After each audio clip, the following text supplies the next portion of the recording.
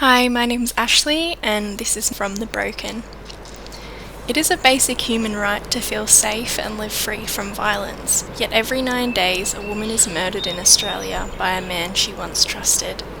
This figure is shocking, but gives us only a small insight into the devastating hidden reality domestic violence has in our society. This project's ambition is to reduce the impact of domestic violence through the provision of a safe haven, allowing vulnerable women and children in our communities to escape their situation. The shelter is located on the bank of Seymour's Goulburn River in Victoria. This rural place offered natural qualities of seclusion and protection necessary for a refuge, which was afforded by the bowl-like topography and dense tree canopy. Exploration of the park's natural textures and patterns revealed the beauty in the fragmented world we live in, and showed that beauty can be found through the process of breaking, healing, and growth. It was the understanding of this constant imperfect cycle, alongside the belief that through architecture we can shift the narrative of what domestic violence is, through providing buildings and places where power and control is given back to the survivors. A place that not only provides security and protection, but places that are open and focused towards engagement with other people, so that these women and children may share their stories and experiences.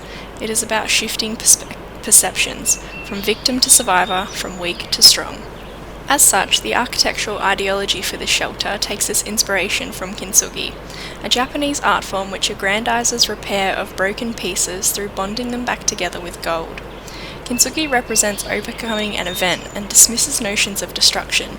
Domestic violence doesn't define these women and children. Their scars and cracks created can be repaired. The architecture's crescent form, defined by the protective outer wall, shares the site's rhythm of its river and the contours. This uninterrupted wall is a metaphor for the faultless exterior often presented by victims to their communities, a protective mask which has become tangible. The architecture is then formed by the principles of kintsugi, the broken pieces, which are the buildings, and the bonding agent which connects them, which is the decking. These elements were designed to harmonise with the place's natural features without subjugation.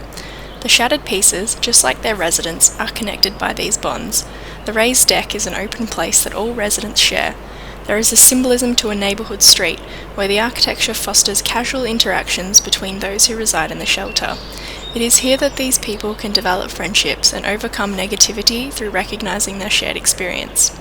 Unlike kintsugi, these shattered pieces are not random, but were purposely derived from multiple single holes split into 4 geometries, which then correspond to the spatial needs of the different accommodation types. The bonding was designed to create smaller residential clusters within the larger scheme, encouraging friendships and belonging to be developed slowly, so not to overwhelm.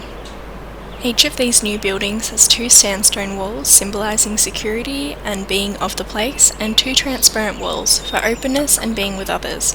These material choices allow a balance to be achieved between the need for protection and privacy and an encouragement to engage with the wider community. Survivors of domestic violence spend the majority of time indoors, as this is where they feel the most secure. Yet, given the influence of the natural environment on healing, it is important that residents are offered connections to nature from the security of their own space. This was achieved through maximising operability of the facades, giving users tangible control over their environment and allowing these vulnerable women to decide on their level of engagement with people and place. This flexibility is achieved through the operability of different facade layering elements, and the approach allows occupants to manipulate a degree of transparency they are comfortable with. Kintsugi also inspired the development of design anomalies. Given the original cubic form, it was important to develop gestures which disrupted notions of rigidity through breaking surface and structure. These gestures manifest through cracking skylights, disrupted geometries creating private window nooks, and cutting and folding stone which allow for further windows. These gestures are not merely a superfluous aesthetic response, but facilitate principles of designing for domestic violence through providing positive distractors and reducing stresses in giving views to nature, providing natural light, and reducing feelings of containment. Yet even in these breaks, the bonds that connect them, such as timber rafters, tensile wires, or different textured stones, are still visible, maintaining the project's concept to find beauty in the broken.